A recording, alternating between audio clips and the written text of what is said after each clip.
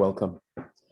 Baruch atah Adonai Eloheinu melech haolam asher kitshanu b'mitzvotav v'tzivanu la'asok b'divrei Torah.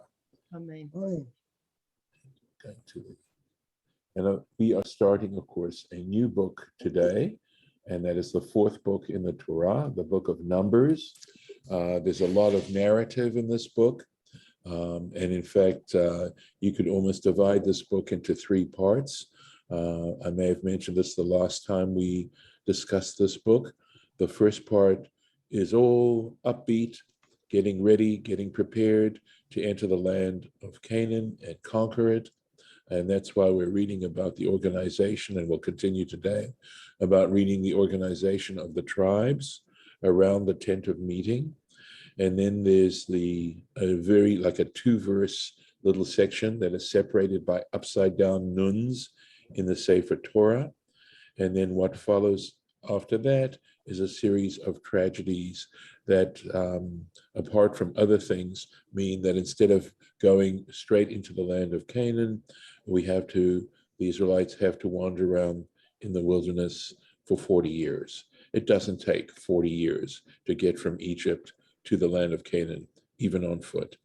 It might have taken maybe a little more than a year, and that's not because it takes that long. It's just that there was a large number of people to journey, and they were taking their time, and they were building the tabernacle in between, et cetera, et cetera. So their preparation time might have taken 2, maximum of 3 years before they went in, although here we're told at what point, at the very beginning of the book, at what point the Israelites are supposed to do this. So we can imagine that relatively shortly after that, they would have marched into the land of Canaan, with Moses, by the way, of course, right? All that changes in that third little section of the book of Numbers. It is one tragedy after another. But eventually we do get in, and that's a good thing. So we're talking about the encampment of the Israelites, and what I want to do here is see if I can find the shared, here it is. Just to show you, give you a picture of what it looked like. Here we are. So this is a nice illustration of what it looked like, right? So here we have bird's eye view, right? The tabernacle, the altar, the basin, the Holy of Holies right there. You can picture it to yourselves, the curtains that surrounded the tabernacle. And we read about how the Levites, this is the 3 tribes, the Kohatites, the Gershonites, and the Merarites, encamped immediately around this section, okay? And this would have been called, this inner part would have been called the Machane Shechina, and this part here, I believe, would have been called Machane Leviah. Moses and Aaron and Miriam would have lived here in this part, so that's there.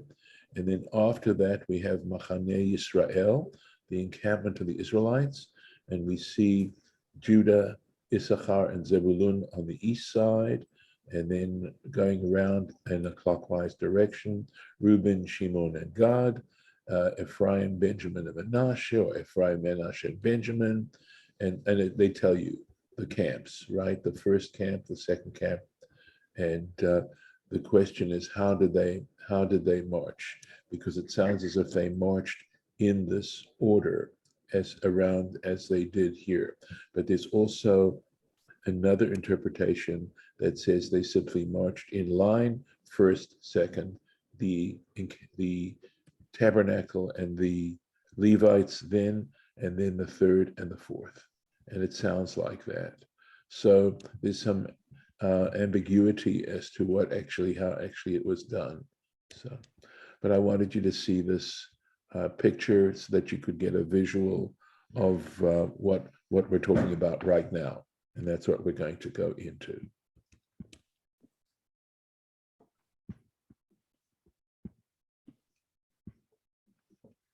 So, v'chanu v'nei Yisrael ish al machanehu, that the children of Israel should encamp every man by his camp, ve'ish al diglo, and every person according to his standard, letziv otam, according to their troops.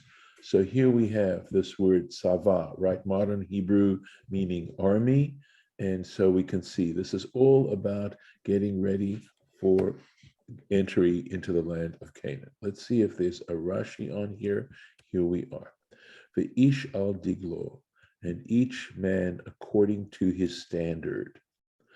Kamo shahadgalim sturim b'sefer zeh, just as, so he says, just as the degalim, the standards, are arranged, sturim b'sefer zeh, in this book, shlosha shvatim l'chol degel, 3 tribes to every standard, and you saw that in the picture that we just had. So there were 3 tribes on each side.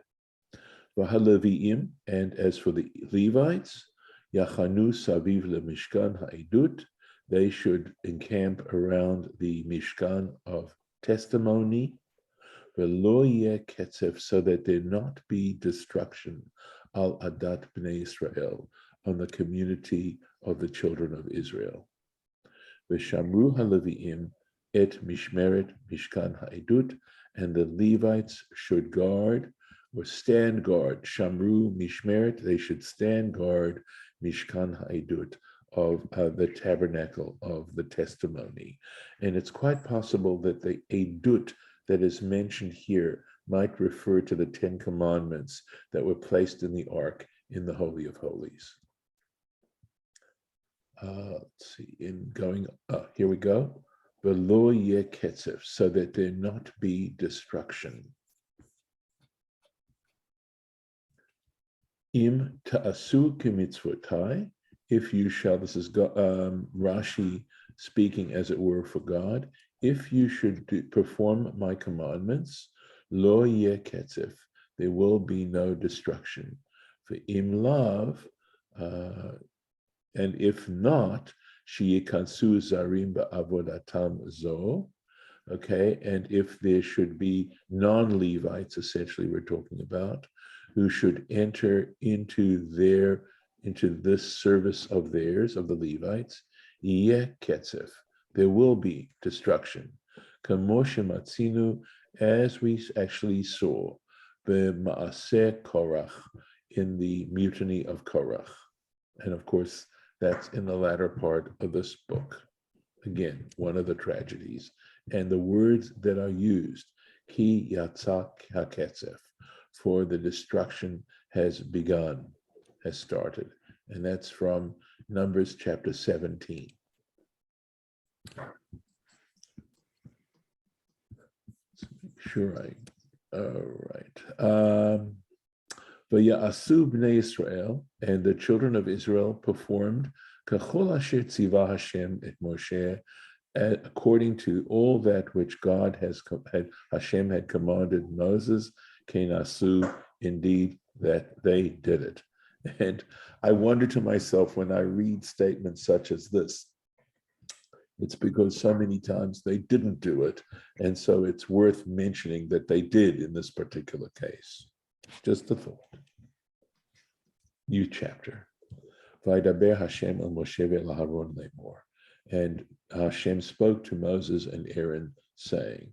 So if you want to go back to the previous sections of Numbers, again, what you do is you go to the YouTube site, my YouTube channels, and you just put in Bamidbar, and you should be able to get all the earlier lessons where we went over the actual census being taken of the Israelite males 20 years old and up. So we're on to the second part of this now, which is now that we have these numbers, now that we've taken this poll, we now can do something with it. And that's what's going to happen now. Ish al diglo, every man according to his standard. The word degel, we know sometimes we use it to translate the word flag, but otot, according to the signs, levet avotam, for their ancestral or their paternal homes, their paternal families, but here it's houses, right? Yachanu b'nei Israel. So the children of Israel should encamp. So this is again telling you specifically an organizational structure. Mineged saviv, and how do they do that?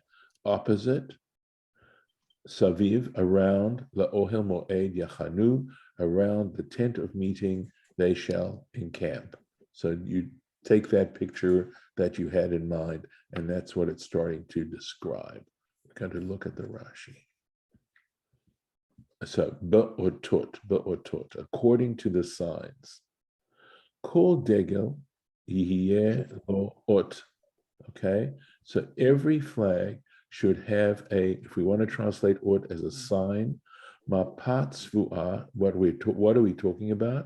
We're talking about a cloth that was colored, tluya bo, which was suspended within it. So they'd set up these standards, these cloths of different colors, okay? Tzva'o shel zeh, lo ketzva'o shel zeh. The color of this one wasn't the same as the color of that one. Tseva kol echad, and how do we know what colors they had? Kol echad, each one, kegavin avano hakvu'a b'choshen. It was similar to the color of its stone that had been set in the Choshen. So we read about these precious stones or semi-precious stones that were placed in the breastplate that the high priest wore, and each of them had a unique color, and it was according to that color that they then painted these standards by which the 12 tribes were encamped. So I think, of course, there's a lot of symbolism involved in all of this, that we're connecting these things and we're associating these different things. And we'll see another wonderful association in terms of how the camp was set up. Umitoch kach, and by means of this, yakir kol echad et diglo, every individual would be able to recognize his standard. Davar acher, another interpretation.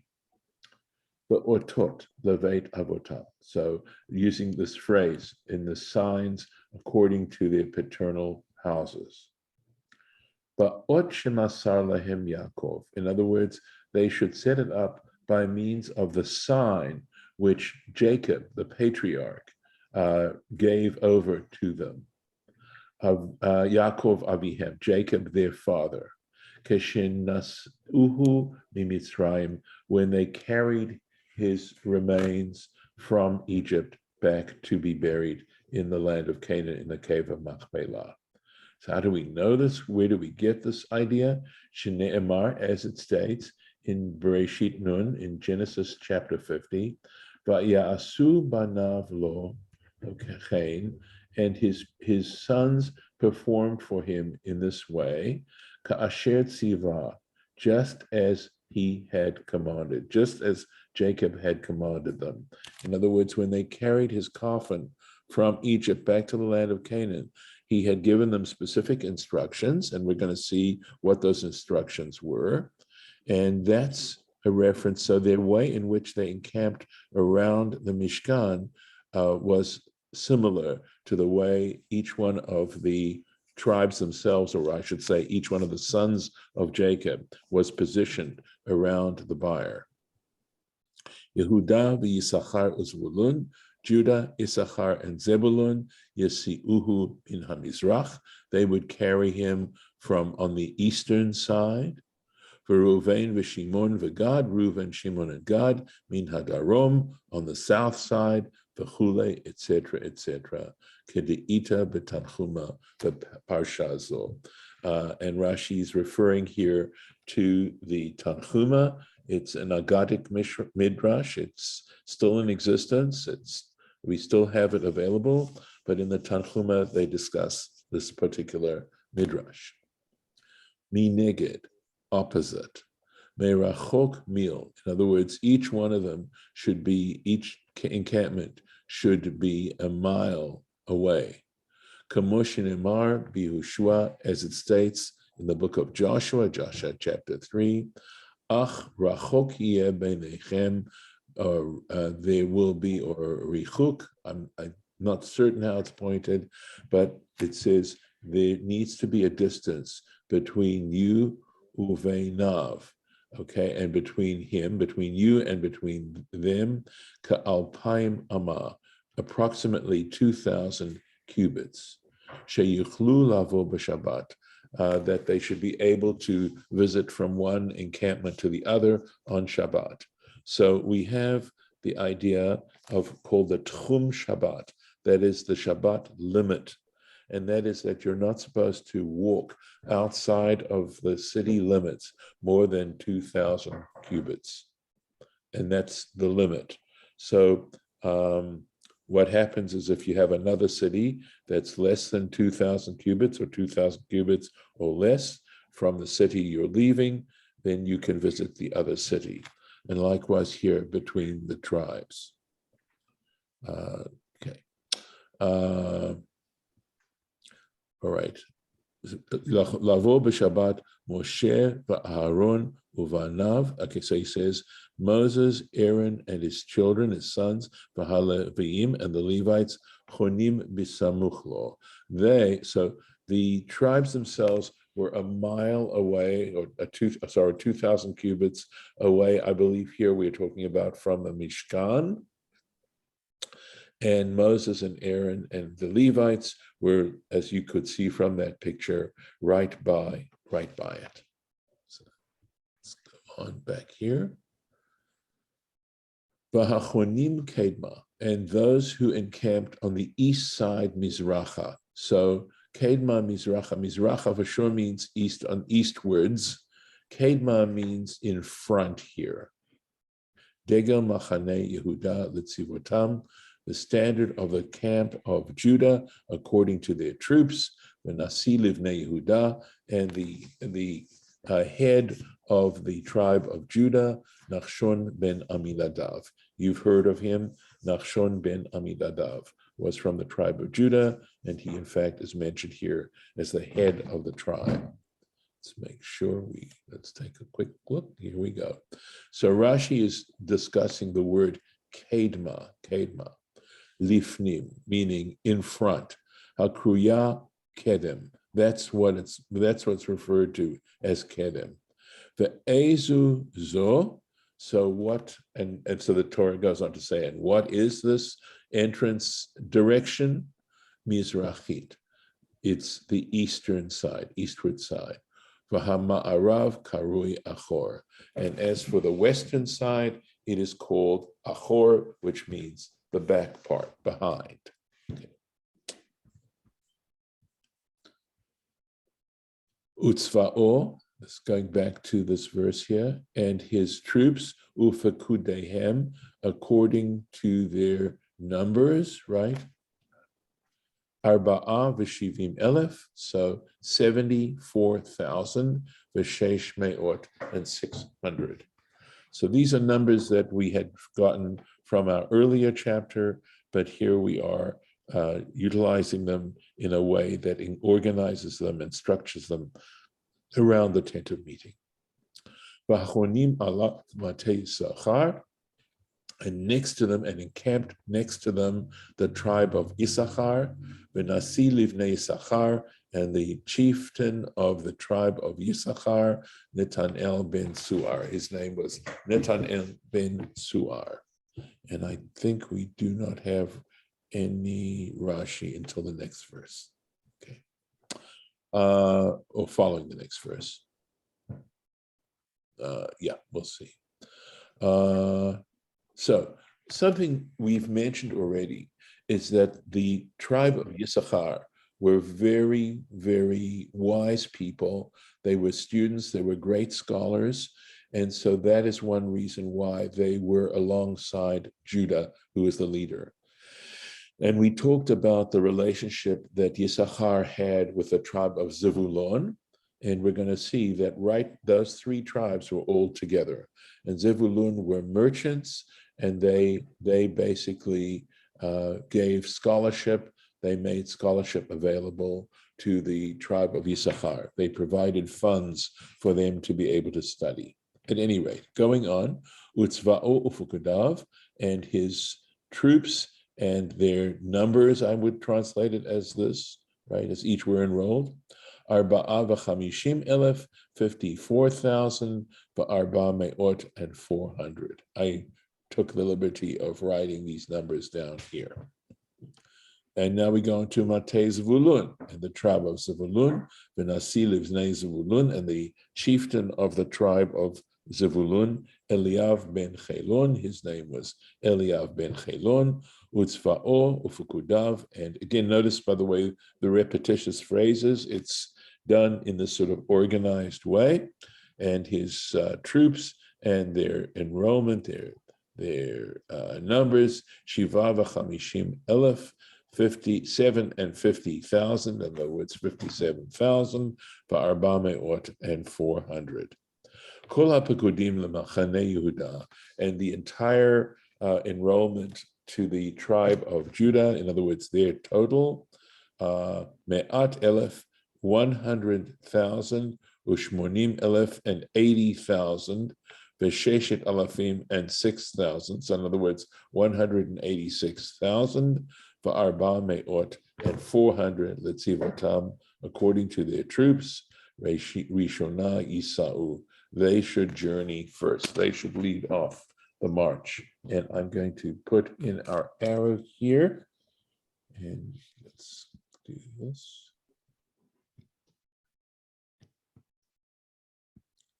And we'll stop the share in a moment. Let's make sure we're in the right place here. Okay.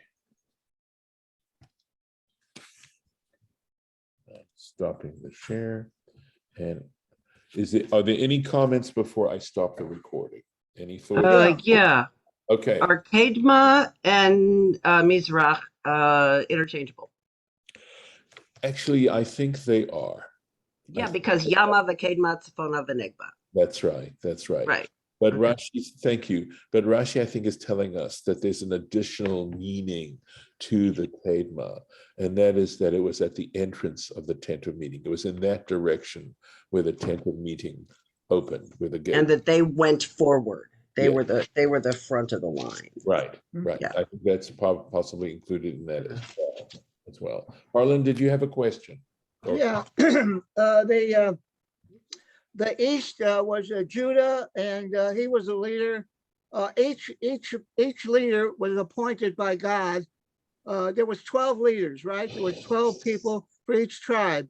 And the east went first, and the south went second, and I think the north went third, and the west went fourth. Clockwise, west and then north. Clockwise, okay. Clockwise.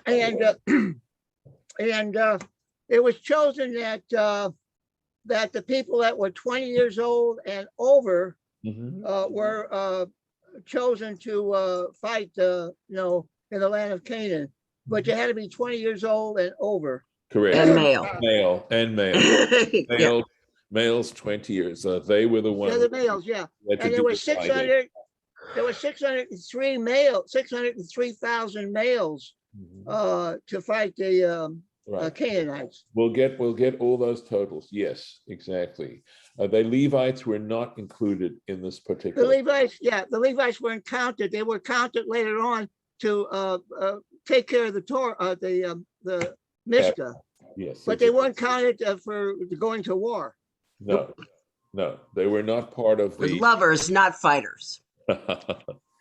Well, they were fighting with their mouths. Yes. Well, or something. Yeah, well, when the Torah was in front of the tribes, they won. When the Torah was not in front of them, they lost. So the Torah was always, the Mishkan was always in front of the people when they went to war. So it wouldn't have been the Mishkan. Just to clarify a little bit, you're right in general. Often they would, apparently they did take the ark, But the truth is, what you were saying, Harlan, had more validity to it. It wasn't so much the physical ark. It was whether or not they were performing the Torah. So that, in saying that the Torah was in front of them is probably a good way of putting it. In other words, because there was one time, we read about this in the book of Samuel, how the ark was captured. So the ark wasn't effective in and of itself. It had to have the support of the Jewish people practicing the Torah. It's like synagogues. We can build these beautiful synagogues, but unless we inhabit them, they are nothing but shells. But when we go into them, we can be inspired by their architecture and by being within that space, and we can be influenced by that space. But in and of themselves, they are relatively little value from the religious point of view. And I'm going to stop here with our recording and look forward to tomorrow.